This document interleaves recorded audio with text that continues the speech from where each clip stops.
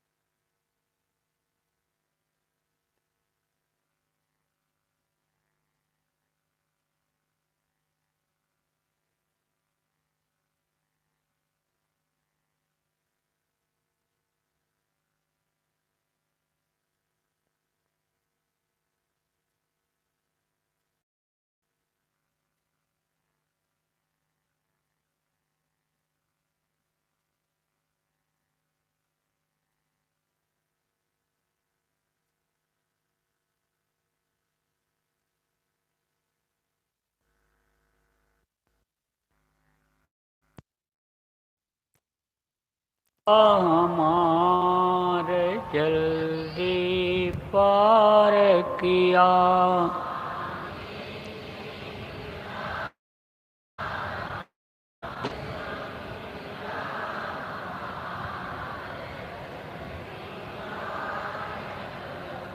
मेरे प्यारे गुरु दातार, मंगता द्वारे खड़ा,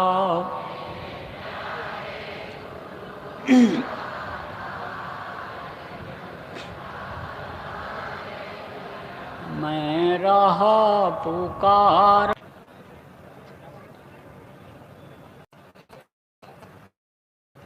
सर्वत्र स्मरणीय सत्संगी बच्चों एवं बच्चियों, गुरु महाराज की अपार दया मेहरबानी हुई कि आज 26 मई 2022 को सायंकाल के बेला में उज्जैन आश्रम पर भंडारे के इस पावन कार्यक्रम में आप लोगों के दर्शन का अवसर मिला। दर्श स्पर्श मंजन अर्पाना, दर्शन से मंजन से कर्म करते हैं। लेना देना एक दूसरे का जो होता है वो आधा हो जाता है। आपको नहीं मालूम है कि पिछले जन्म में भी आप कहीं थे तो मालूम था, लेकिन बाहर निकलने के बाद भूल और भ्रम का पर्दा पड़ गया। काल और उनका देश है, तो वो पीछे का सब भूल गया, तो उसमें रह जाता है।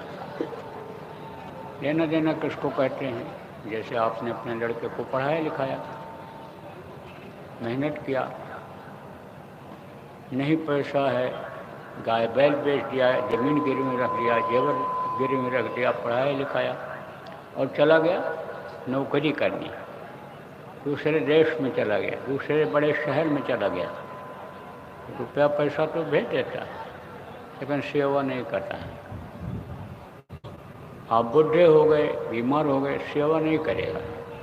प्रेम बराबर है, श्रद्धा खूब है, लेकिन दूरी बढ़ गई तो आपका लेना देना था, आपने मेहनत किया उसके साथ और वो केवल कागज़ का छप्पा छपाया नोट आपके लिए भेज दे रहा है। नोट कोई चबाता है कि नोट कोई खाता है कि नोट रगड़ने से तकलीफ जाती है, सिर दर्द तो दबाने से जाता है, तकलीफ तो से पति बढ़ गया, किसी का लड़का मर गया, बिछड़ गया, किसी की लड़की चली गई, मर गई, तो अब आप ये समझो ये लेना देना होता है। तो यहाँ लेना देना आधा हो जाता है एक दूसरे का। ये जो भंडारे चल रहे हैं, एक आदमी का भंडारे नहीं है, इनमें सबका लगा है। कोई एक चुटकी दिया। ये जो बच्चियां हैं, माताएं हैं, जब भोजन बनाने के लिए जाती हैं चुटकी निकाल देती हैं।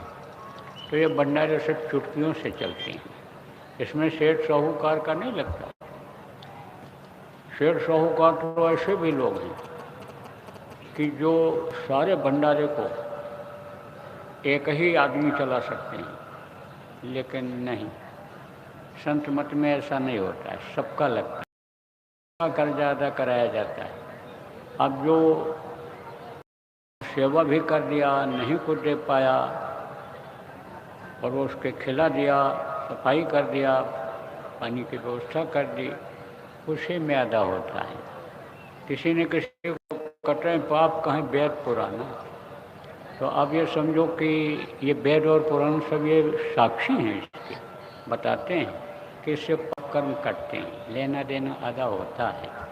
इसीलिए सत्संगों में बुलाया जाता है लोगों को, किसमें लेना देना अदा हो जाएगा, कर्म इसमें कट जाएंगे। कर्मों का विधान पहले नहीं था, जब ये जीवात्मा